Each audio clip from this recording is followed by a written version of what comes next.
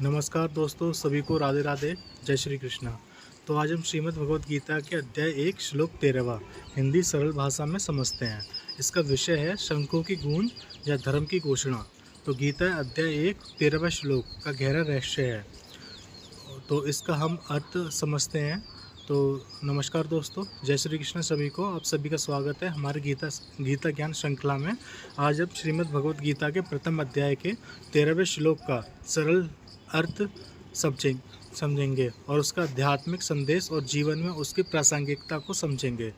तो पिछली वीडियो में हमने देखा कि भीष्म पितामह ने दुर्योधन का उत्साह बढ़ाने के लिए शंखनाद करते हुए अपना शंख बजाया, लेकिन उसके तुरंत बाद जो दृश्य सामने आया वह पूरे कुरुक्षेत्र को कपा देता है।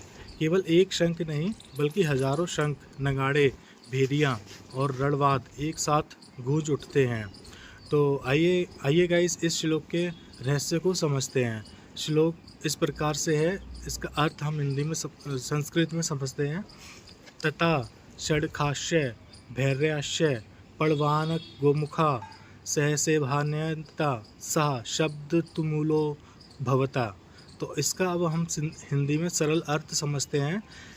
इसके बाद शंख, भेरी, नगाड़े, ढोल और गोमुख आदि युद्ध के बाद एक साथ बज उठते हैं और उसकी ध्वनि अत्यंत प्रचंड एवं गूंजने लगती है। युद्ध भूमि का दृश्य क्या था, कल्पना कीजिए। भीष्म पितामह का शंखनाद समाप्त होते ही पूरी कौरव सेना उत्साह से भर उठी है।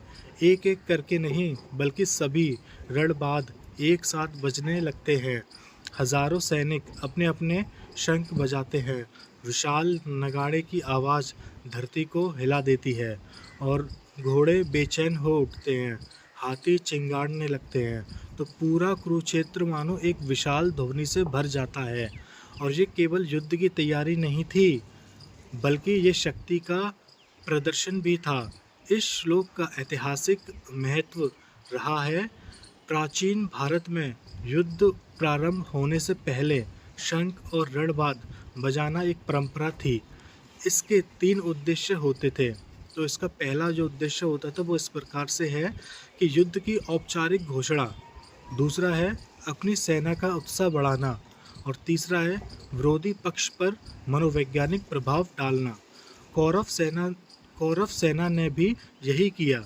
वे अपनी विशाल सेना और शक्ति का प्रदर्शन करना चाहते थे। क्या केवल आवाज़ से जीत मिल सकती है? प्रश्न ये है। यही प्रश्न गीता में सोचने पर मजबूर करती है। कौरवों की सेना अधिक थी, उसके पास अधिक योद्धा थे, उनके रणवादों की आवाज़ अधिक थी। लेकिन क्या केवल संख्या और शोर जीत की गारंटी है? तो इसका उत्तर है नहीं। आगे पूरी गीता हमें बताती है कि विजय केवल भारी शक्ति से नहीं बल्कि धर्म, सत्य और सही मार्ग पर चलने से मिलती है। और इसी प्रकार आध्यात्मिक अर्थ इसका है। अब इस श्लोक का हम गहरा संदेश समझते हैं। हमारे जीवन में भी बहुत शोर होता है और हम क्या करते हैं, मतलब अपनी सही राय ना होने के बावजूद भी उस पर अमल करते हैं और दूसरों की राय पे भी होता है। समाज की अपेक्षाएं हैं भय, लोभ, लालच, क्रोध, तुलना। ये सभी हमारे मन में लगातार शोर पैदा करते हैं, लेकिन इस शोर के बीच हम अपने अंतर्मन की आवाज़ सुनना भूल जाते हैं। तो गीता हमें सिखाती है कि भारी शोर से अधिक महत्वपूर्ण है भीतर की शांति।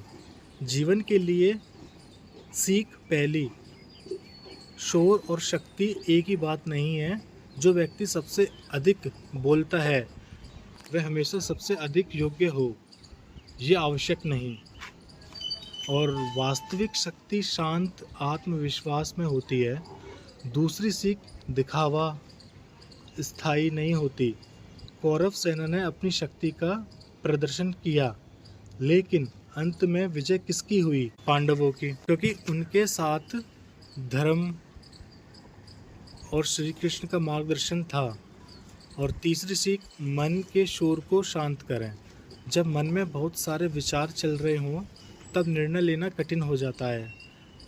और ध्यान, प्रार्थना और गीता का अध्ययन हमें मानसिक शक्ति प्रदान करता है। आधुनिक जीवन का उदाहरण मान लीजिए, दो विद्यार्थी परीक्षा की तैयारी कर रहे हैं। एक विद्यार्थी हर समय अपनी तैयारी का प्रचार करता है और दूसरा चुपचाप मेहनत करता है। परीक्षा के परिणाम में अक्सर यही सफल होता है जिसने शोर नहीं बल्कि निरंतर प्रयास किया।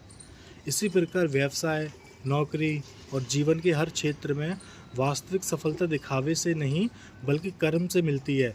एक प्रेरणादायक प्रसंग, समुद्र की सबसे गहरी परतें शांत होती हैं लेकिन सतह पर सबसे अधिक लहरें और शोर दिखाई देता है। इसी प्रकार महान व्यक्ति भीतर से शांत होते हैं। उन्हें स्वयं को सिद्ध करने के लिए शोर मचाने की आवश्यकता नहीं होती। गीता का संदेश हमें सिखाता है कि जीवन में भारी परिस्थितियां चाहे कितनी भी चुनौतीपूर्ण हो, यदि हमारा मन शांत और उद्देश्य स्पष्ट है तो हम सही निर्णय ले सकते हैं। कौरवों के रणवाद्य में हमें भारी शक्ति की याद दिलाते हैं, लेकिन श्री कृष्ण का ज्ञान हमें आंतरिक शक्ति की ओर ले जाता है।